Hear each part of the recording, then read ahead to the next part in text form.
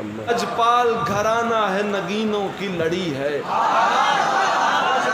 इस घर की गुलामी भी हुकूमत से बड़ी है।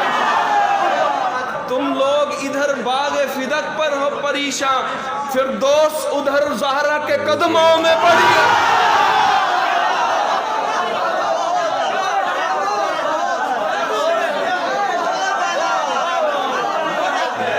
ज़हरा की सवारी है सुए जन्नते फिरदौस,